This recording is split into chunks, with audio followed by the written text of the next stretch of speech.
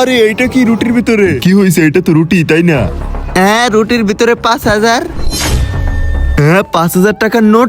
এদিক দিয়ে তো আমার মনে হয় ভুল করে বাবুর্চির হাত থেকে আটায় পড়ে গিয়েছিল, আমি দিয়ে আসতেছি। আরে দাঁড়া, 5,000 টাকার নোট কেউ আবার ফিরে দেয়? তুই পাগল নাকি? রুটির ভিতরে 5,000 টাকার নোট কিভাবে আসলো? উস্তাদের কাছে জিজ্ঞেস করি। উস্তাদ, আপনি যে টেবিল নাম্বার 2 এ স্পেশাল রুটি পাঠাইছেন না, সেই রুটি থেকে নাকি 5,000 টাকার নোট বের হয়েছে। আরে তুই কি সস্তা নেশা করছিস নাকি? ওটা রুটি ছিল, কোনো লটারি না। রুটির ভিতর থেকে কিভাবে টাকা বেরোতে পারে? আরে উস্তাদ, আমি আমার নিজের চোখে দেখছি। কি দেখছস তুই?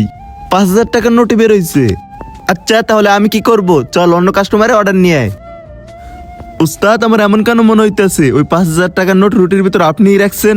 যদি তুই বুঝে গেছিস তাহলে তোর মুখটা একটু বন্ধ রাখিস, আর কেউ যাতে না জানে এই ব্যাপারটা। কিন্তু ওস্তাদ, আপনি এটা কেন করছেন?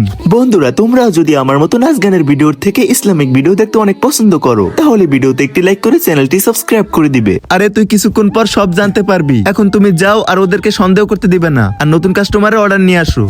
আরে আমি বেকার হতে পারি কিন্তু বেহায়া না।